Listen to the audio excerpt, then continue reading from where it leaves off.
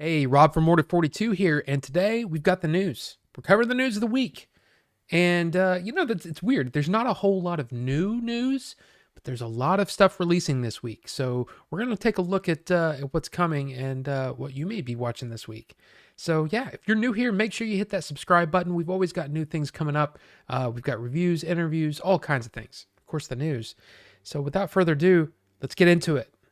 Now, the first thing I want to talk about today is that, yes, Matt Reeves, the director of The Batman starring Robert Pattinson, has wrapped principal photography. So, yeah, it's very, very exciting. Very, very exciting. Now, I mean, we still have until March 4th, 2022 before it releases, but this is good news. Now, what I'm really interested to see is how long before we see some new footage? Are we going to get to see new trailers, like up to the release? Throughout the year, or are they going to kind of hold off maybe till, maybe toward the end of the year before we get another look at what Pattinson can bring to the Batman? And of course, we've got Jeffrey Wright, you got Zoe Kravitz. I mean, look, this is going to be fun. It's going to be fun. So you better believe I'm going to keep my eye on it. This was really kind of out of nowhere, but it really makes a lot of sense. On Friday, HBO Max announced that they're going to have an ad-supported version in June. So yeah, a cheaper version of HBO Max with ads. So yeah, I mean at $14.99, HBO Max is already the most expensive streaming service out there. Now, me personally, I think they're one of the best, if not the best streaming service right now as far as like, the what you get for your money. So this is probably a good move, This is probably a good move for them. And one of the things I wanted to bring up is something that John Campea brought up on his show the other day when he was kind of talking about streaming services and everything, something that everybody's really talking about right now. But this was really an interesting point that he brought up, and that was, what if they just decide that you have to sign up for a whole year? That there's not a month-to-month thing, because that's one of the things that streaming services really, really are paying attention to right now is the churn, right? The idea that somebody's going to sign up for a month, binge everything that they want to watch on that streaming service, and then just cancel it. And that's one of the things they don't want. They want you as a subscriber for an extended period of time. The way to do that is to, like HBO Max has been doing, stagger releases, interesting releases throughout the year so that, once you cancel, there's something right around the corner. You would hope that the streaming services would keep a monthly option there, maybe at, a premium price, right? And then give you the option to sign up for a year at a discounted price. Like for example, no ads, $14.99 a month for HBO Max. What if they said, you know what, you can sign up for the whole year for $129.99?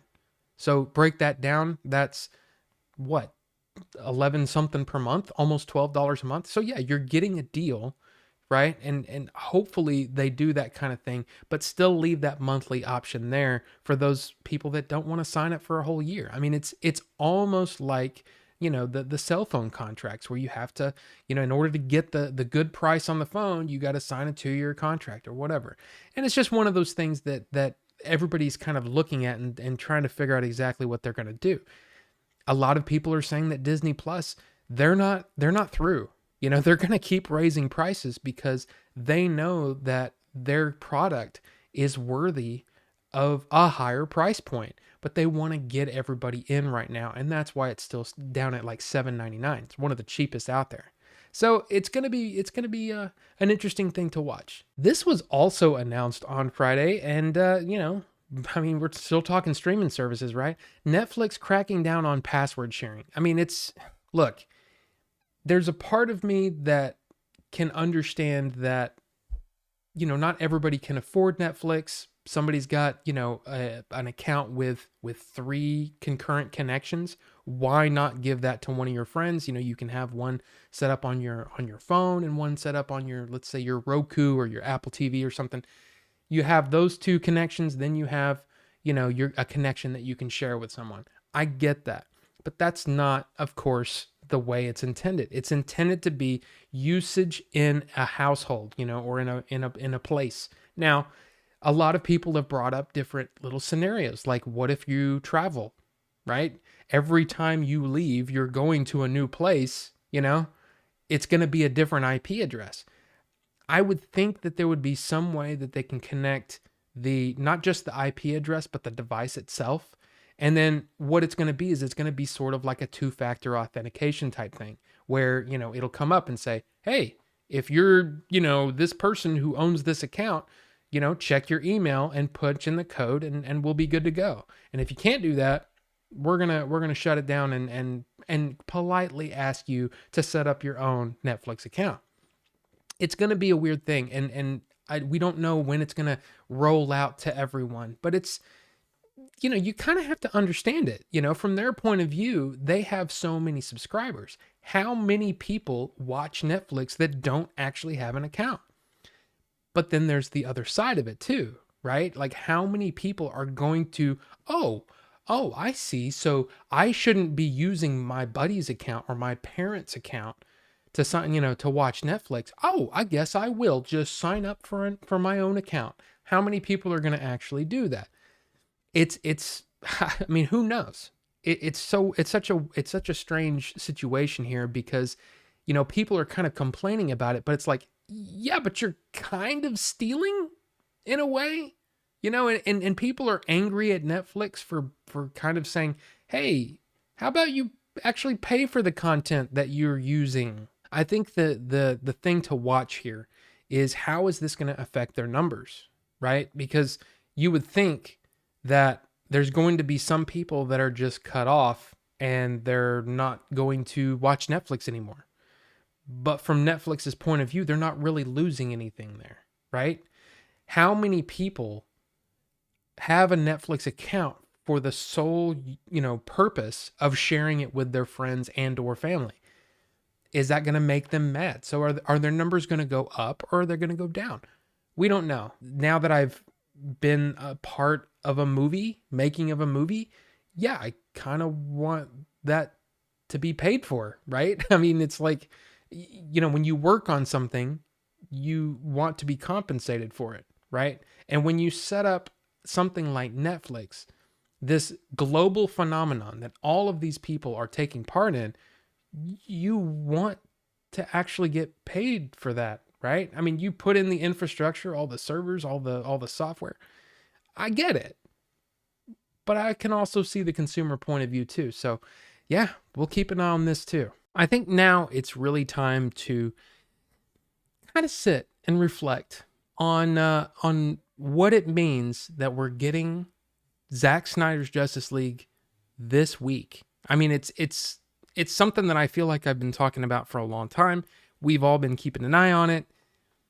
It's finally happening. We're finally going to get to watch it. So how is this going to go?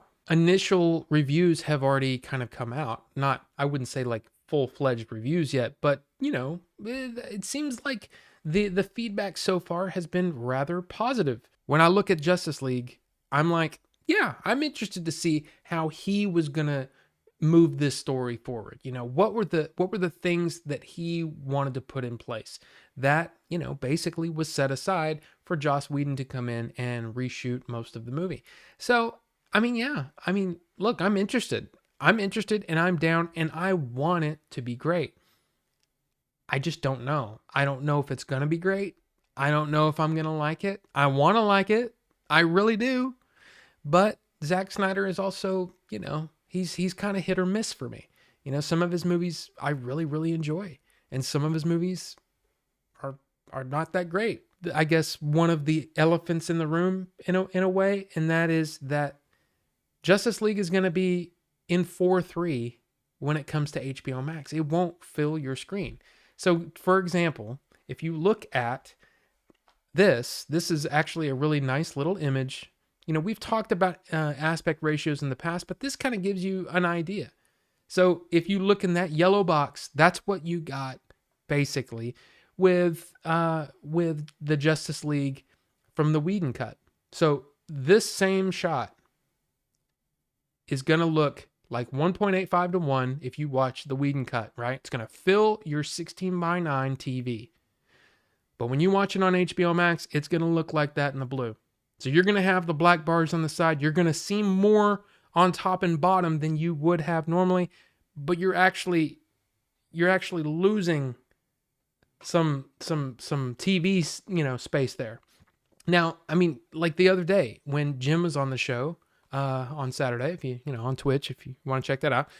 Anyway, what he was saying was that in a lot of cases, he'll just hit the zoom function on his TV and zoom it in anyway. But then that kind of loses the point of what Snyder was trying to do in the first place. So it's a really tough thing. And, I've been thinking about this ever since it was announced that it was going to be in 4:3. I was just trying to think, why would he do this? And what do I prefer? And I got to be honest with you. Back in the old DVD days, when there was full frame and widescreen, right? You had two different versions of the DVD in a lot of cases, or you had the ones that were flippers. I preferred the director's intended version, which meant in a lot of cases, I was going to have black bars on the top and bottom of my 4:3 CRT back in the day. These days, most people have 16:9 screens.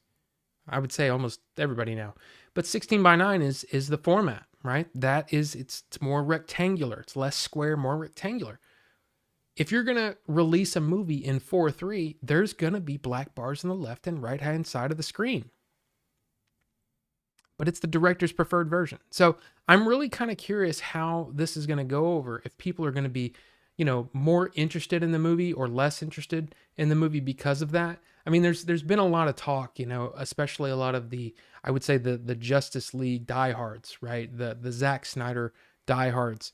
They're saying, oh, look, you get to see so much more of the image. And I'm like, I mean, yes, that's true.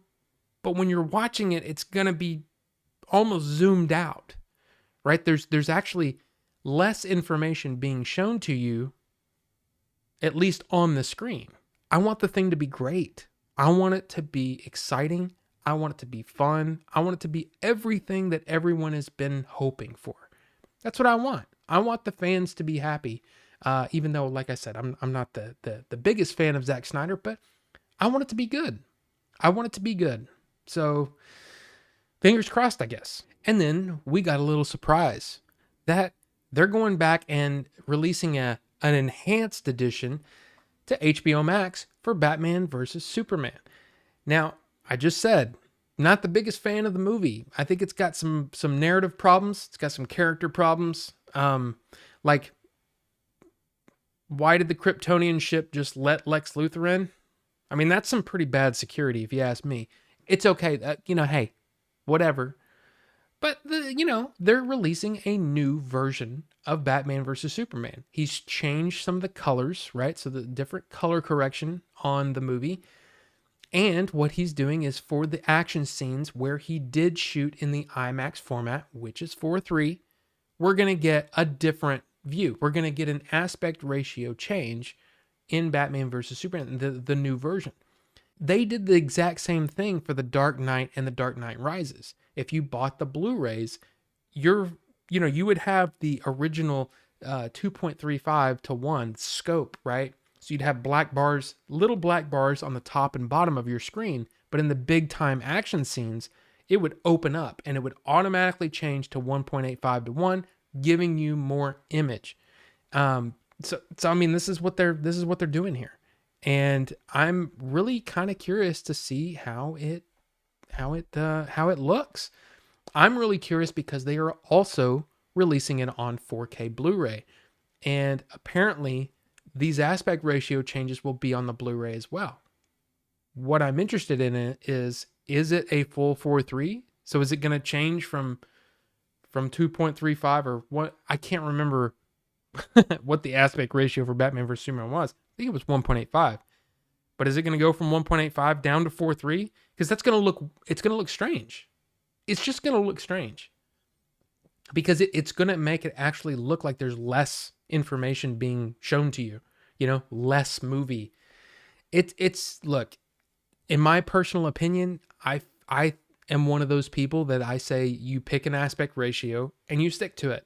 You don't change it. You don't make it different and all that kind of stuff. If you want to do the IMAX thing, then just shoot the whole thing in IMAX. Easier said than done. but it's really distracting for the normal person. It's like, why do these aspect ratios keep changing? At least like in, say, WandaVision, when that happened, it was part of the story, and that was kind of an interesting thing. It became part of the story. With this, it's literally just different. It's not going to be technically better. It's just going to be different. And this is the tweet that they released, and it kind of shows you in a weird way. It kind of shows you an example of what it's going to look like. So that's the original movie, and then it's going to open up, and it's like you look at that and you go, oh my God, it's going to look so good. But it's going to actually shrink down. To be able to fit that on a 16:9 screen, it's got to shrink in, right? It's going to shrink down to fit. I'm really, really curious to see how people are going to respond to this. Now, as I said, the Batman vs. Superman new edition, expanded edition, color corrected edition, whatever it's going to be called, that's actually releasing on HBO Max on Thursday alongside Zack Snyder's Justice League, the Snyder Cut. Then at the end of March, they will release the 4K Blu-ray of Batman vs. Superman, this new version. And then in May, Zack Snyder's Justice League or the Snyder Cut will be released on 4K Blu-ray in May. So it is stuff that we can look forward to, especially if you're a collector. Finally, today, I do want to talk about Falcon and the Winter Soldier. It is coming out on Friday on Disney+. It's a 6-episode limited series. We don't know what's going to happen beyond it. Like, is it going to lead into something else? We don't know. Are they going to do, second seasons for WandaVision or this or any of the other series that they're coming out with? Nobody knows. Nobody knows the plan, but you know what? I have to look at this and say, I have rarely been disappointed with Kevin Feige's plans for Marvel. I love this. I love the idea of this. I've really always liked Falcon and the Winter Soldier. Bucky as a character, he's a lot of fun. Falcon is too. They just haven't had their real chance to shine. So the idea that they're getting their own limited series, it's great news for me. I'm excited about it. I want to know more about them. I want to see more, how they interact with each other. I mean, this is basically Marvel's version of Lethal Weapon, right? It's a buddy cop type movie. Movie thing, series. It's going to be fun. I feel like it's going to be a lot of fun. I mean, we don't really know a whole lot about the story other than we know we're going to get Baron Zemo back, right? Daniel Bruhl as Baron Zemo, who was in Civil War, right? He was sort of the catalyst of all the action in that movie. He's going to be, I think, the main villain in here. We also have Emily Van Camp back as Sharon Carter. I mean, look, it looks interesting to me. I'm really, really excited to see where this is going to go. And of course, as an MMA fan, it's really good news that George St. Pierre is back as Batroc, I think is his name. I'm really, really excited about this. I just think it's going to be a lot of fun. And I guess we're going to be tuning in Friday, or in my case, Friday morning at 2 a.m. Yeah, I'm going to be watching this one. So yeah, I guess that about wraps it up. I mean, look, there's a lot of fun stuff, that's in the works, and a lot of fun stuff is finally happening this week. It's like the promise of 2020. All of these things that were delayed and pushed back, and I mean, some of things were canceled, but we're finally getting some really good stuff this week. I'm really, really excited. So let me know down below what you're excited about, and yeah, thank you all so much for watching, and we'll see you on the next one.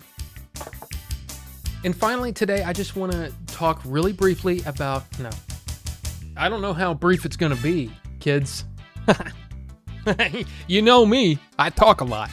And it's going to expand the lore a little bit as well. I mean, what's her face? What's her face from the movie thing that we saw, the moving picture? Baron Zess. I don't freaking know their names, man. What am I doing?